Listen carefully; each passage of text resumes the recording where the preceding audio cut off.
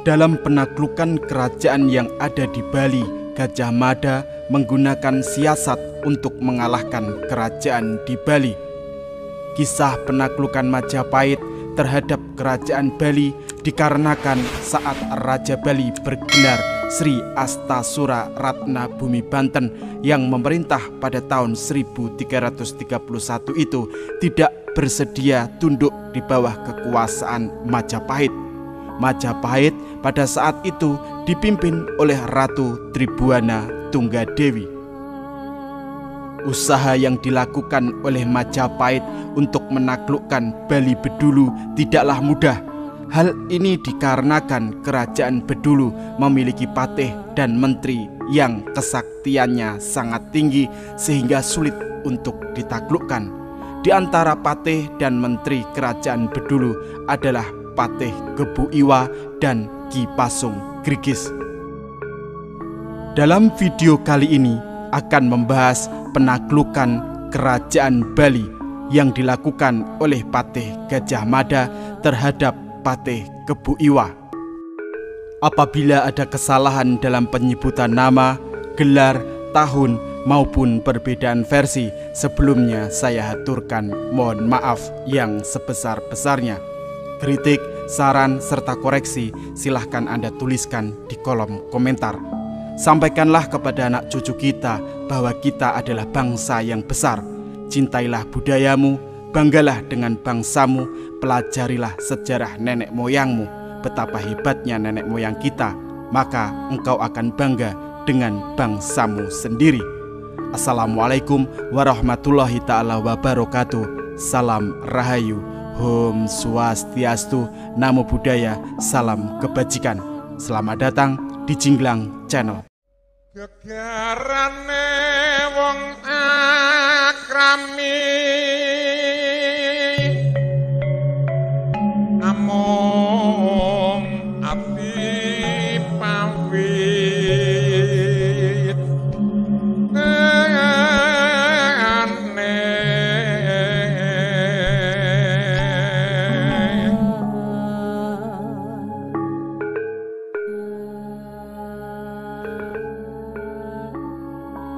Keberanian kerajaan Bali menentang rencana invasi Majapahit bukan tanpa sebab. Bali percaya diri dengan kemampuan bala tentaranya, ditambah beberapa panglima perangnya yang sakti, membuat Bali tak mau tunduk oleh Majapahit. Bali ketika tahun 1337 Masehi dikenal dengan sebutan Kerajaan Bali Aga. Pusat pemerintahan kerajaan ini konon terletak di Bedahulu. Karena itu Kerajaan Bali Aga seringkali disebut Kerajaan Bedahulu atau Bedulu. Kerajaan kuno di Pulau Bali ini berada pada abad ke-8 sampai abad ke-14 dengan pusat kerajaan di sekitar Peceng atau Bedulu, Kabupaten Gianyar, Bali. Secara turun-temurun, kerajaan ini diperintah oleh raja-raja keturunan dinasti Warmadewa. Penguasa terakhir Kerajaan Bali Aga bernama Sri Ratna Bumi Banten. Dialah yang menentang ekspansi Kerajaan Majapahit yang dipimpin oleh Patih Gajah Mada.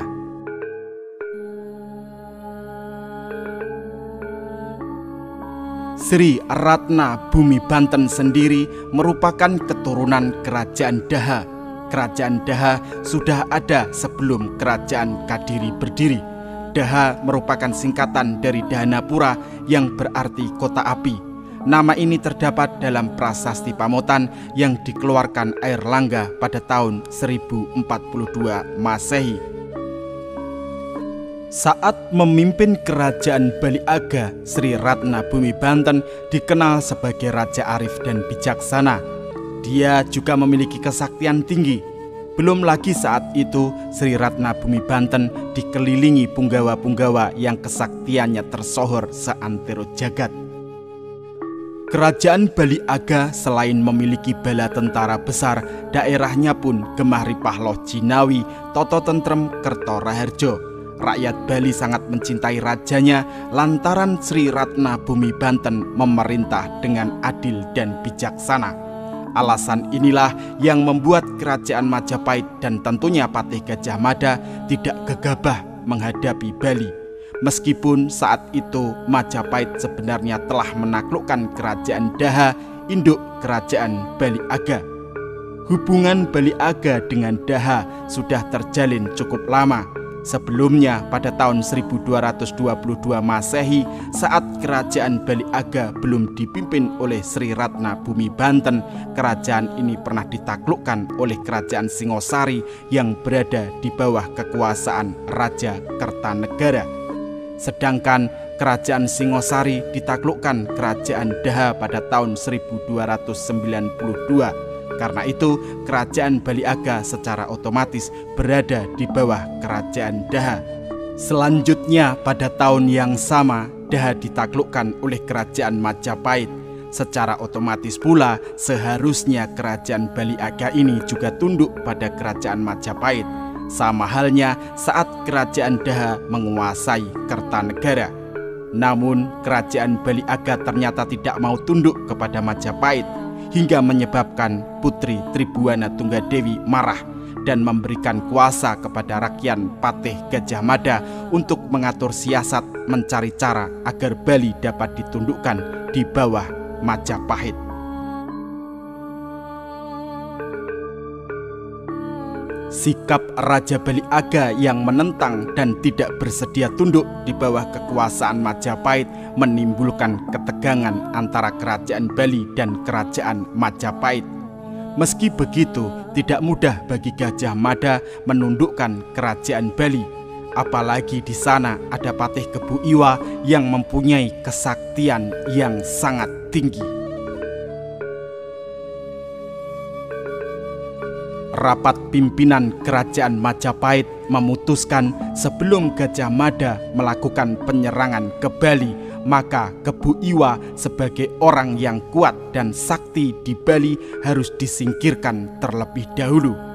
Jalan yang ditempuh dengan tipu muslihat, yaitu Ratu Tribuana Tunggadewi mengutus Gajah Mada ke Bali membawa surat yang isinya seakan-akan menginginkan persahabatan dengan Raja Bali, yaitu dengan mempersembahkan seorang putri cantik dari Majapahit untuk dinikahi oleh Kebu Iwa. Kemudian berangkatlah Patih Gajah Mada ke Bali dan dijemput oleh Patih Kerajaan Bali Ki Pasung Grigis. Dalam pertemuannya dengan Pasung Grigis, Gajah Mada menyampaikan maksud dan tujuannya ke Bali karena diutus oleh Ratu Tribuana Tunggadewi untuk menyampaikan surat ke hadapan Raja Sri Astasura Ratna Bumi Banten. Atas izin sang raja, kemudian Gajah Mada diperkenankan untuk menghadap ke istana.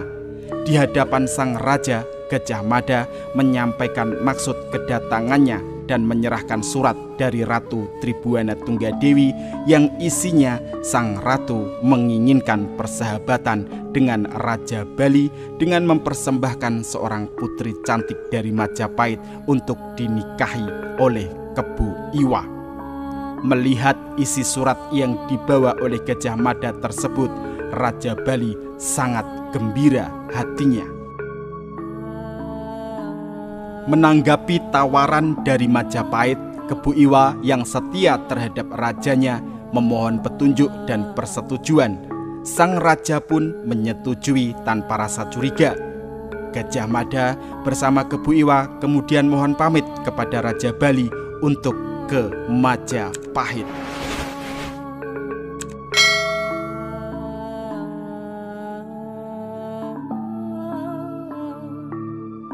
Mereka berjalan mengarah ke selatan menuju pesisir pantai. Perjalanan kemudian dilanjutkan dengan mengarungi lautan. Namun ketika sampai di tengah lautan, tiba-tiba Kebu Iwa terjatuh dan masuk ke dalam lautan. Hal tersebut memang telah direncanakan sebelumnya oleh Patih Gajah Mada untuk menyingkirkan Kebu Iwa. Akan tetapi, walaupun jatuh di laut yang dalam, Kebu Iwa karena kesaktiannya mampu berenang dan menyusul kapal Gajah Mada.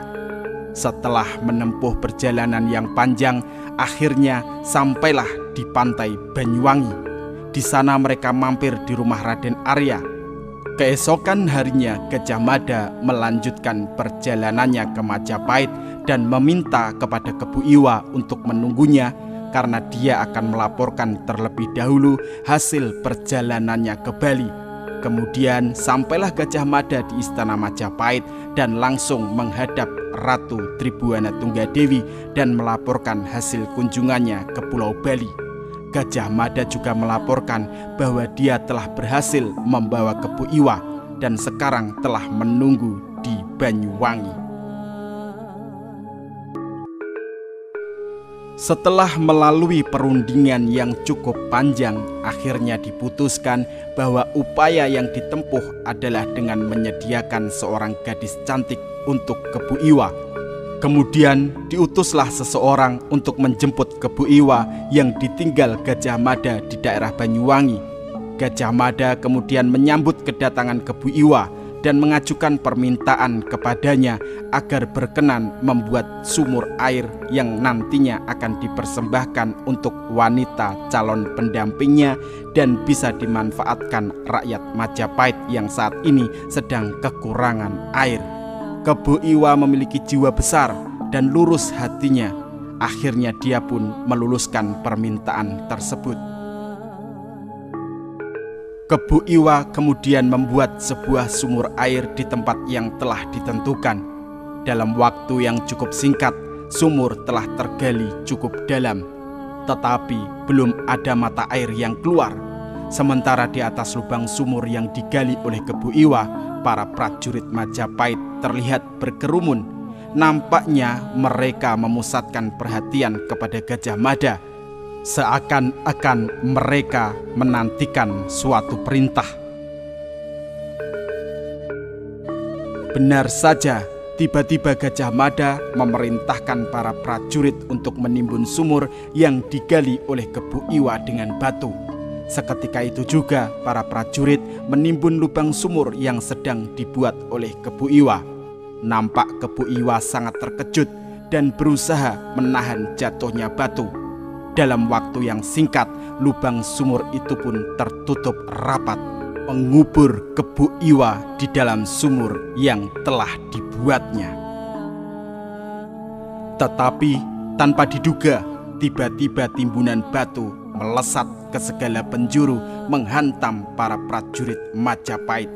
Batu-batu yang ditimbun melesat kembali ke angkasa dibarengi dengan teriakan prajurit Majapahit yang terhempas. Dari dalam sumur keluarlah Patih Kebu Iwa yang ternyata masih terlalu kuat untuk dikalahkan. Kebu Iwa lalu menyerang Gajah Mada dengan kemarahan dan dendam. Akibat amarah dan dendam yang dirasakan Kebu Iwa, pertempuran berlangsung sengit. Di sela-sela saling serang, Gajah Mada berteriak, "Untuk mempersatukan dan memperkuat Nusantara, segenap kerajaan hendaklah dipersatukan terlebih dahulu, dan kamu berdiri di garis yang salah sebagai seorang penghalang." Pertempuran antara keduanya masih berlangsung hebat. Namun amarah Patih Kebu Iwa mulai menyurut. Rupanya saat Kebu Iwa bertempur, dia berpikir harus membuat keputusan yang sulit. Kata Kebu Iwa dalam hati kecilnya, kerajaan Bali pada akhirnya akan dapat ditaklukkan oleh usaha yang kuat dari orang ini, Gajah Mada. Keinginannya untuk mempersatukan Nusantara agar menjadi kuat kiranya dapat aku mengerti sekarang. Namun apabila aku menyetujui niatnya dan ragaku masih hidup, apa yang akan aku katakan nantinya pada Baginda Raja Bali sebagai sangkalan atas sebuah prasangka pengkhianatan? Lalu Kebu Iwa berkata, "Wahai Gajah Mada, cita-citamu untuk membuat Nusantara menjadi satu dan kuat kiranya dapat aku mengerti. Namun selama ragaku tetap hidup sebagai abdi rajaku, aku akan tetap menjadi penghalangmu. Maka taklukkan aku, hilangkan kesaktianku dengan menyiramkan bubuk kapur ke tubuhku.